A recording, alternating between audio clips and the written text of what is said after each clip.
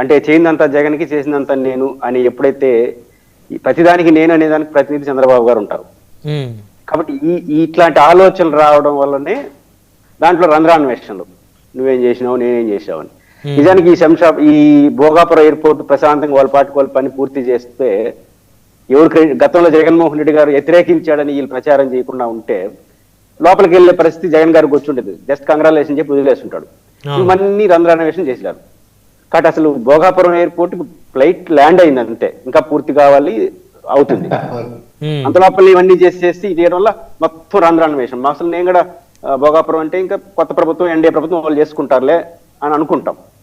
But ఇప్పుడు లోపలికి వెళ్తే అర్థమయ్యేది ఏంటి, ఇప్పుడు జగన్మోహన్ రెడ్డి గారికి కూడా భారీ క్రెడిట్ దాంట్లో ఇవ్వాల్సిన పరిస్థితి వచ్చింది.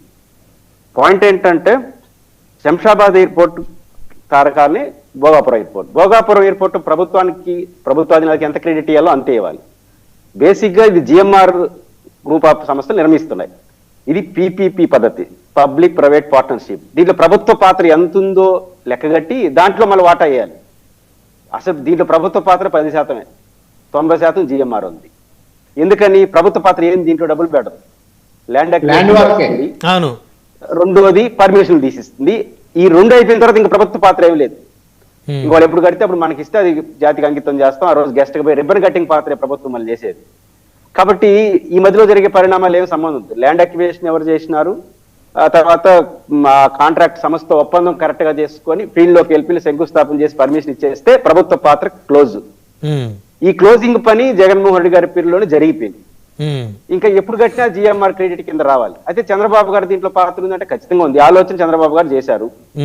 అది చంద్రబాబు గారి పాత్ర ఏంటంటే శంకుస్థాపన చేసేసాడు. ఆ శంకుస్థాపన ఎలాంటిదంటే బ్రహ్మనాయుడు గారు మీకు 10 ఎకరాల ల్యాండ్ నేను ఆక్యుపై చేస్తాను ప్రభుత్వ ప్రతినిధిగా, నోటిఫికేషన్ ఇస్తాను, బ్రహ్మనాయుడికి ఏం డబ్బులు ఇను, ఏ ప్రైవేట్ ఎవడు కాంట్రాక్ట్ కన్స్ట్రక్షన్ చేస్తాడో వాడిని ఫైనల్ చేయను, శంకుస్థాపన మాత్రం చేసేస్తా. ఏం చేసుకునేది? మీరు ల్యాండ్ ఇరు, వాడు కూడా కట్టేవాడు తెలియదు. యాక్చువల్గా మనకు పాత లెక్కలు చూస్తే రిలయన్స్ అంబానీ స్టార్ట్ అయినాయి. రిలయన్స్ అంబానీలు అందరూ కడతారు, ఇవన్నీ వచ్చినాయి. కాబట్టి జగన్మోహన్ రెడ్డి గారు వచ్చిన తర్వాత వాళ్ళ పర్మిషన్స్, ఆలోచనలు అవన్నీ మూవ్ అయింది చంద్రబాబు గారి పీరియడ్లో.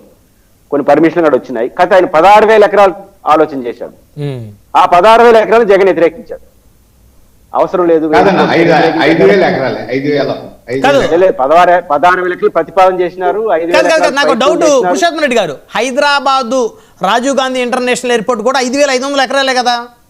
అంతే కదా, 5,500 ఎకరాలే అతి పెద్ద ఎయిర్పోర్ట్ ఐ థింక్ ఇండియా. ఇది కూడా 5,311 ఎకరాలు. 16,000 ఎకరాలు అంటే జగన్ 5,311 ఎకరాలు. 16,000 ఎకరాలు ఎందుకు ఏం చేసుకుంటారు సార్? 16,000 ఎకరాలు నేనంటే 16,000 ఎకరాలు ప్రయత్నం చేస్తాను అనౌన్స్ చేసినారు. చంద్రబాబు గారు చేసేదానికన్నా ప్రకటనలు ఎక్కువ ఉంటాయి కదా. ఫస్ట్ ప్రకటనలు ఎక్కువ చేస్తుంటాడు. అమెరికా 47, 2050 ఇవన్నీ ప్రకటనలు ఎక్కువ చేస్తుంటారు. దానివల్ల వచ్చిన పంచాయతీలు ఇవన్నీ. 16,000 ఎకరాలు ఫస్ట్ ఆలోచన, ఇది ఒక అద్భుతం అని. ఆ తర్వాత 5,000 ఎకరాలకు ప్రయత్నం, తర్వాత ఆచరణలో చేసింది 2,000 చిల్లర ఎకరాలు. 2,000 ఎకరాల చిల్లర ఎకరాల్లో కూడా కాంపన్సేషన్ చాలా ఇంపార్టెంట్. నేను ముందు చెప్తాను కదా, బ్రహ్మనాయుడు గారి ల్యాండ్ తీసుకుంటానని చెప్పడం కాదు, నీ కాంపన్సేషన్ ఇస్తే నువ్వు ఇస్తావు, అంతే కదా. ఆ ప్రయత్నం మేజర్ ప్రయత్నం జగన్మోహన్ గారి పీరియడ్లో జరిగింది. పర్మిషన్స్ బిగ్ టాస్క్ కదా అది. ఖచ్చితంగా దాంట్లో ఆ పాత్ర ఉంది జిఎంఆర్. అందుకే జిఎంఆర్ ఇన్స్టిట్యూట్ అధినేత ఏం చెప్పాడు, శంషాబాద్ ఎయిర్పోర్టు శంకుస్థాపన రాజశేఖర రెడ్డి గారితో కలిసి నేను శంకుస్థాపన రాజశేఖర రెడ్డి చేశాడు, ఇనాగ్రేషన్ రాజశేఖర రెడ్డి చేశారు. ఆయన కొడుకుతో నేను ఇక్కడ శంకుస్థాపన చేస్తాను సార్, దయదేవుడు తెలిసి మీరే ప్రారంభించాలని చెప్పినాడు. ఆడగట్టింది జిఎంఆర్ వాళ్ళు, ఈడగట్టింది జిఎంఆర్ వాళ్ళు.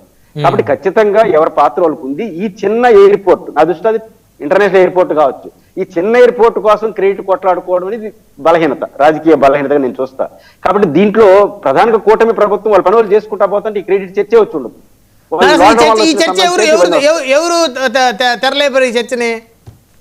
తెలుగుదేశం పార్టీలు ఎప్పుడు అందులో ముందుంటారు.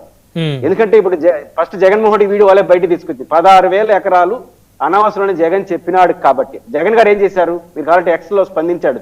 ఎవరు కంగ్రాచులేషన్ జిఎంఆర్ ఇన్స్టిట్యూట్, నేను శంకుస్థాపన చేసినాను, ఇవేం చెప్పలైనా మొదటి ల్యాండ్ అవుతుంది, I will congratulate to GMR institute, PPE పద్ధతిలో చేశారు, కంగ్రాచులేషన్. అంతకుమించి అంటే ఏం ప్రకటన, దాంట్లో ఏమైనా క్రెడిట్ చోరీ కానీ చంద్రబాబు గారు తక్కువ నేను ఎక్కువ ఏం చెప్పలే. ఆయన కంగ్రాచులేషన్ చెప్పాడు, ఇనాగ్రేషన్ ఆయన పాత్ర ఉంది కాబట్టి. నా పాత్ర కాదండి కనీసం ఆయన చెప్పలేదు కానీ పేరు నాని గారు చెప్పారు, సాక్షిలో చెప్పారు, ఆయన చెప్పలేదు. చెప్పారు కాదు కాదండి, ఏబిఎన్ లో చెప్పినారు, టీవీ5 లో చెప్పారు. సరే, అవి ఎందుకులే, వేరే ప్లాట్ఫామ్ చెప్పిన మనం ఎందుకు చెప్పాడు Panchayat as a former chief minister congratulation to GMR institute first land అని చెప్పాడు. చాలా ఉంది కదా. ఇది నేను ఆయన శంకుస్థాపన ఫోటో కూడా పెట్టలేదు. ఆ ఎక్స్ లో ఆయన శంకుస్థాపన చేసిన ఫోటో పెట్టలా. జిఎంఆర్ ప్రకటన చేశాడు కదా, మీ నాయన పీరియడ్ ఆర్డర్ చేశాను, అది కూడా పెట్టలే. ఆయన జస్ట్ కంగ్రాచులేషన్ పెట్టాడు. యాక్సెప్టబుల్ కదా, దాని తప్పే ఉంది. దాని వెంటనే తెలుగుదేశం పార్టీ వాళ్ళు తీసుకుని 16,000 ఎకరాలు తీసుకుని నీకేడ అర్హత ఉందని చెప్పి వీళ్ళు పోస్టులు పెట్టారు. ఇంకా వీళ్ళకి స్టార్ట్ చేసినారు. ఇది ఇది ఇది వల్ల వచ్చిన పంచాయతీ. కాబట్టి నా పాయింట్ ఆఫ్ వ్యూ రెండు ప్రభుత్వాలు వారి కెరీర్ వాళ్ళకి వస్తాయి. దీంతో అద్భుతాలు చేసినా ఎవరు అడిగి గెలిచేలా సచ్చేలా జిఎంఆర్ ఇన్స్టిట్యూట్ ఇంటర్నేషనల్ ఎయిర్పోర్ట్ లో ఆడ ఉత్తరాంధ్ర పరిస్థితులు మారిపోయేదే ఉండదు. ఒక మంచి ఇన్స్టిట్యూషన్ వచ్చింది, సంతోషం. అంతకుమించి ఆడేముండదు. శంషాబాద్ పోల్చుకుంటే ఏమంటారు మూర్ఖత్వం. శంషాబాద్ పరిస్థితి వేరు, శంషాబాద్ గ్రేటర్ హైదరాబాద్ 1,00,00,000 మంది జనాభా, ఇంటర్నేషనల్ ఎయిర్పోర్ట్, దానికున్న ఆదాయ వ్యయాలు వేరే ఉంటాయి. Different issue. కానీ ఇది మంచి పరిణామం వచ్చింది, సంతోషం.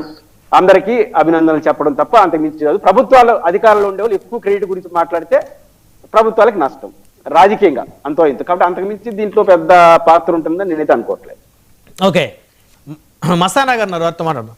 మస్తానా గారు నమస్తే అండి.